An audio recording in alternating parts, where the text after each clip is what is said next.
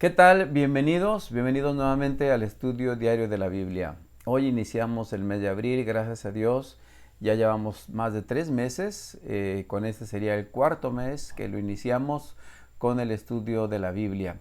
Agradecemos a quienes han estado al tanto de los capítulos cada día, de escuchar el resumen, de ponerse en sintonía con Dios y desde luego de escuchar en esta versión, una versión muy interesante, la lectura de la Biblia. Gracias a Dios, ya estamos en este día sábado. Hoy nos toca estudiar 5 capítulos, Primera de Reyes, del 4 al 8. Y voy a presentarles un breve resumen de estos 5 capítulos. Espero que ustedes puedan seguir la lectura en el enlace que estamos acompañando con este resumen y de esa manera puedan estudiar y seguir en forma completa los 5 capítulos del día de hoy. Hoy vamos a hablar o continuamos hablando de el rey Salomón. Salomón tuvo algunas características que lo hacen muy especial. En primer lugar, fue el primer rey que gobernó un periodo completo de 40 años bajo un reino unificado. Recuerden que el primer rey fue Saúl. Sin embargo, pues se apartó de Dios en algún punto de su vida, cometió desde luego algunos errores y terminó, digamos, en una forma muy lamentable. Después vino David. Sin embargo, a David le costó, por lo menos al inicio de su reinado, unificar al pueblo.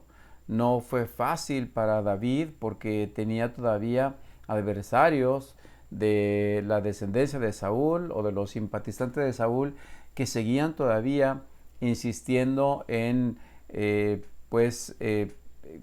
conflictos, en guerra con David y con su gente. Sin embargo, Salomón empieza su reinado, diríamos, con la bendición de Dios. Desde luego tuvimos al principio la rebelión de Adonías, que se quería apropiar del reino. Sin embargo, Salomón le toca unificar el reino. Es la etapa más próspera de Israel. Y es el rey, digamos, que viene a establecer también un reino totalmente organizado. Hay funcionarios en diferentes niveles. Tenemos una organización a nivel territorial, inclusive todo lo que era el reino de Israel estaba bien distribuido, bien organizado. Y me llama la atención, por ejemplo, cuando vamos al capítulo número 7, número 4, versículo 7, que encontramos esta referencia a la organización que tenía Salomón. Dice que Salomón tenía 12 gobernadores regionales sobre todo Israel, y esta era, digamos, una de sus funciones, o quizás la función más importante, proveer el alimento para los miembros de la casa del rey. A cada uno de ellos le tocaba suministrar los víveres para un mes del año. Y vamos a escuchar cómo era la alimentación del rey para un mes. Desde luego no era solamente el rey, era desde luego todo su palacio, todos los funcionarios que tenía. Dijimos que es el primer rey con una estructura bien organizada acerca de su reino, de todo su dominio, y esto pues es algo interesante porque desde luego le daba al reino cierta estabilidad y sobre todo al pueblo tranquilidad y paz.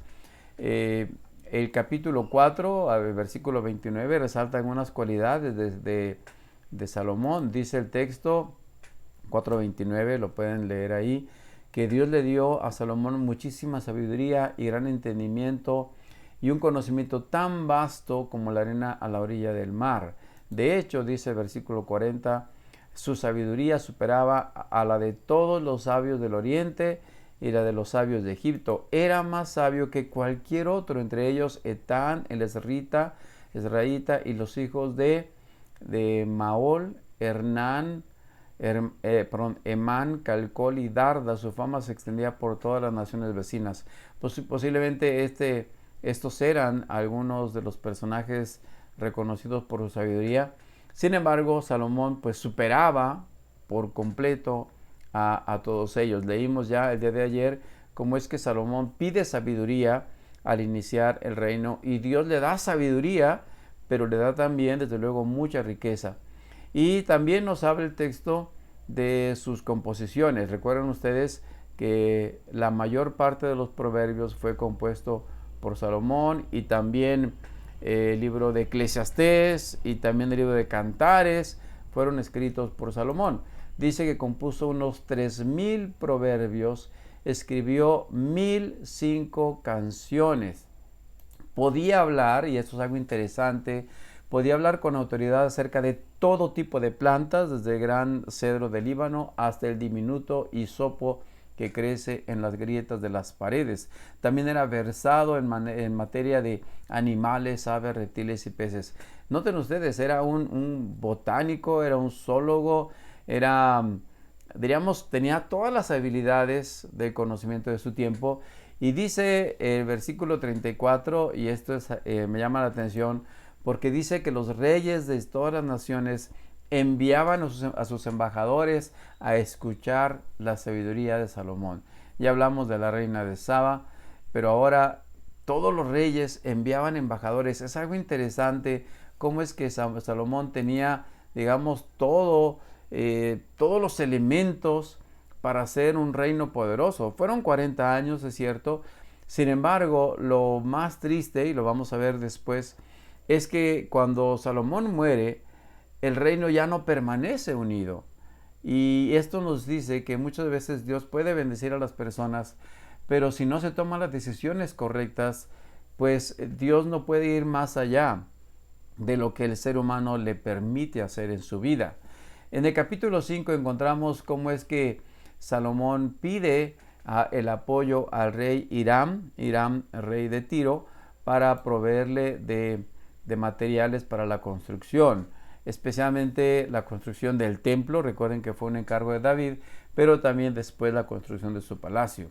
Dice el capítulo 5, cuando Hiram recibió el mensaje de Salomón, se puso muy contento y dijo: alabado sea hoy el Señor por haberle dado a David un hijo sabio para que sea rey de la gran nación de Israel. Noten ustedes como el mismo Hiram, rey de Tiro, que era, pues, digamos, un reino vecino y que tenía mucha habilidad en el manejo de la madera, sus habitantes, pues agradece y reconoce la sabiduría de Salomón.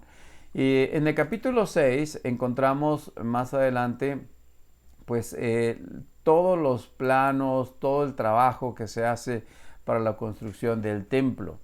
Es interesante que cada uno de los muebles del templo, recuerden ustedes que había desde altar de sacrificio, el altar del incienso, estaba el candelabro, está la mesa de los panes. Cada uno de los muebles es hecho, digamos, mucho mejor, superado por el trabajo que se había hecho por Moisés. No sabemos qué pasó con los muebles que estaban en el santuario en tiempos de Moisés, pero lo que sí sabemos es que lo que hace Salomón es mucho más grande. Hace una nueva mesa de los panes, un altar de sacrificio, un altar del incienso. Hace todo perfecto. Sin embargo, hay algo en especial que Salomón no hizo, lo vamos a ver más adelante.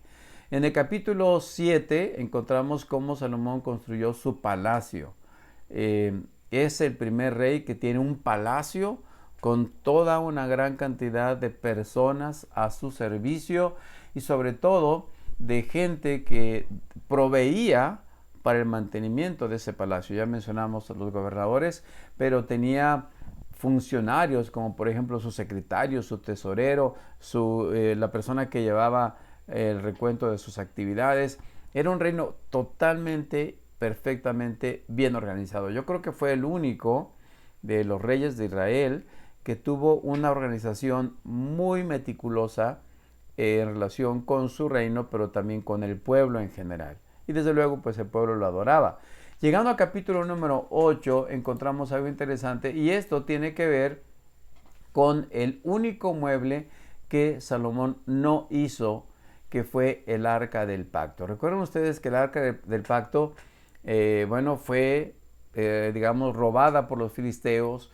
Luego fue traída o enviada más bien por los filisteos a Israel, pero el arca va pasando por diferentes lugares, inclusive el mismo David quiso traerla. Sin embargo, la situación que se presentó con Usa cuando murió y al tocar el arca, pues hizo que David se detuviera. Más adelante la llevó a otra parte. Sin embargo, aquí lo que hace Salomón es llevar el arca. Dice que los sacerdotes llevaron el arca del pacto del Señor al santuario interior del templo, el lugar santísimo, y la colocaron bajo las alas de los querubines. Tuvo todo un ceremonial para que esta arca fuera llevada, y fue el único mueble que no se hizo. Recuerden que ese mueble era un mueble sagrado. Todos los demás muebles, inclusive todas las paredes y todo, fueron construidas totalmente nuevas. Sin embargo, el único mueble que no se hizo una réplica de él fue el arca del pacto, porque desde luego era donde Dios se manifestaba.